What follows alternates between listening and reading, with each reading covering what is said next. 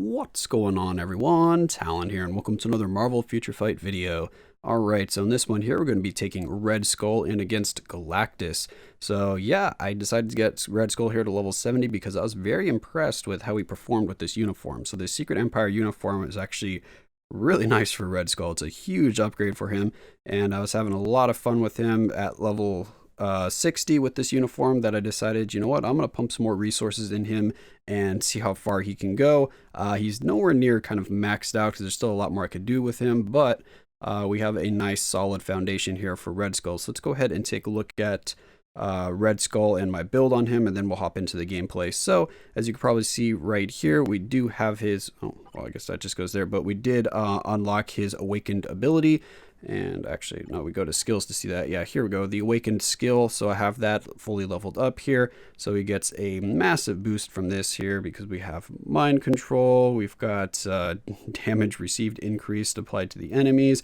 Again, none of that stuff is going to work in Giant Boss Raid or against Galactus here, but it's nice stuff to have. And then we've got our crit rate increase by 50%, which is really nice. Also crit damage by 50%, ignore dodge 70%, invincibility for 10 seconds, remove all debuffs for 10 seconds, and then increase damage by 35% for one attack, so for the duration of that skill. And then we have increase all attack and all defense by 50%. So yeah, this awakened skill is quite insane. You get a lot of stuff there. You can use the awakened skill every 30 seconds, so that all attack and all defense is going to be up the entire fight because that lasts for 40 seconds. Everything else, you know, is not going to be up the entire time, like the crit rate, crit damage, ignore dodge, but you know, you have that for 10 seconds out of 30 seconds. So, I mean, that's not bad. For a third of the fight, you're going to have those stats there. So, overall, very, very strong skill. So, that's why I decided to unlock it to see how much that would help him out. And it did help out his damage quite a bit. And then, if we look at the skills here, I have everything leveled up except for the first skill. I don't remember if I really needed to level everything up. We have the all defense here. This one, I think I just leveled up for damage. This one here, we have the HP recovery, and then this one here, we have another really big boost from the fifth skill, which gives another huge all attack increase there. That's a 60% boost, and then it has another crit rate boost. So his crit rate's going to be maxed out quite easily if you have the awakened skill right here for most of the fights. Actually 60%. I mean, just the skill alone is going to get him pretty much maxed out. And again, this skill can be pretty much up the entire time. Not quite though, because it lasts for 15 seconds and we're on a 16-second cooldown. So not quite there, but I mean, that's just 1 second. That's not really going to hurt too much. What else we got here? For the iso weight set, we have overdrive. It's at stage 6, so I haven't fully awakened any of the iso weights on him yet. I may do that in the future. And I did decide to upgrade his custom gear here. I used to have just a regular obelisk on him. I think it was only like a 140 damage proc when I was first using him when I picked up this uniform, but I swapped it out for a CTP of destruction because I do like guard break immunity on him. And then we have the chance to penetrate or pierce like super armor and invincibility, make him a little more viable in PvP if you wanted to use him there, because he can perform quite well in PvP as well. You will need to manually control him, but overall he's solid there. So if you wanted to have him work for both PvE and PvP, then CTP of Destruction is a good option for him. And then of course we have a 200% damage proc, or I should say of course, because this is one of my few that I actually got to roll to 200%. I usually just keep them at 180 because it just takes way too many rolls for me to get the 200%. And then the uniform here is only heroic right now. I will be leveling that up a little bit more in the future, but I don't really have a lot of the options for his uniform, which is kind of sad. So we can see here I've got only two of the 4 options so far, or I guess 2 of the 3 options, but I think I'm missing the next option as well. Yeah, I'm missing the Iron Man one there because I think that was the team suit. I didn't pick up the team suit. What else? Take a look at the details here.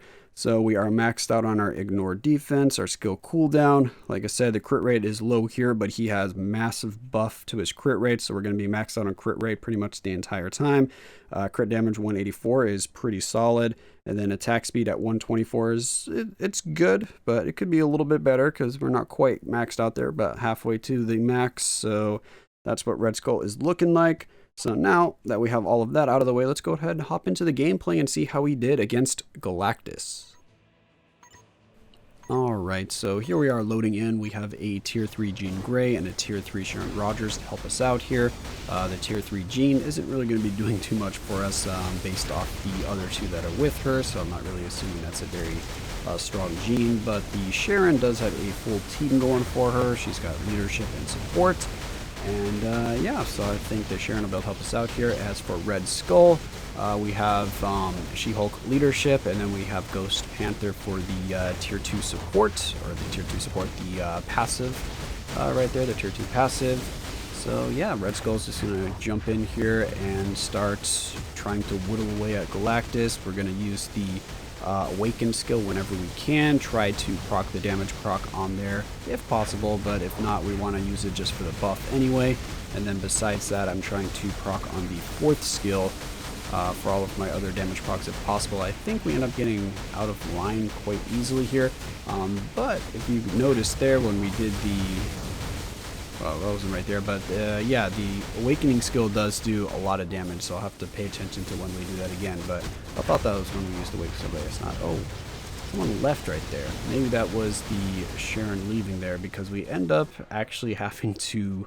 Oh no, that was the Jean. As you can see there, we are keeping up in damage, but what I was trying to say is we do end up going to the full 10 minutes on this fight here, because I believe just either the Sharon dies or Sharon was the one that just left right there, which I don't think it was. I think that was the Jean Grey that left. But yeah, we end up having Sharon die because I remember seeing Ancient One out a lot and dropping those heals. So Red Skull is pretty much going to be doing most of the damage once that happens. So here we have the Awakening skill going off.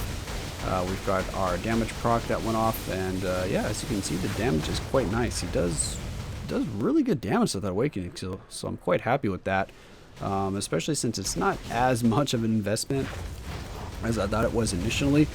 For some reason, because this is the first character I've unlocked the Awakening skill with, for some reason I was under the impression that for every skill level of the Awakening skill I would have to be using CCF, but no, you only need to use CCF for the initial unlock, and then it's just all of the little red gemstones. I forgot what they are called. Awakening, maybe Awakening gems? I don't know what the heck they're called.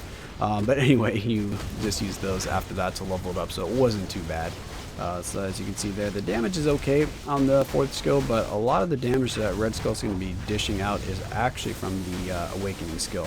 Because the 5th skill, I keep mistiming a lot, I believe, in this fight, and I did cut out some of the more boring portions when Galactus was just using the unblockable and the purple attacks, because he did use those a lot during this fight, so that was actually quite annoying. He did 3 in a row at one point. He did the kind of slam on the ground where he takes his fists and just hits the ground, and then you have to avoid all the purple spears, or he does like the tri-beam. And then after that, he did the one where he just waved his hand over the ground, and then you have all the purple circles that follow you around. And then after that, he did the meteors. I was like, are you going to let me attack you any day today? Because he had other plans, apparently. He's just going to keep using those attacks and kind of stall out the clock. Yeah, as you can see here now, it's just basically Ancient One and Red Skull, because the Sharon did end up dying. So now all of the damage from here on is basically Red Skull, because Ancient One's not really going to be doing any noticeable amount of damage to that bar there. So as you can see, the 4th skill only does about 60 to 70% of the bar, but I believe the Awakening skill is doing more like 2 bars or something like that, maybe more.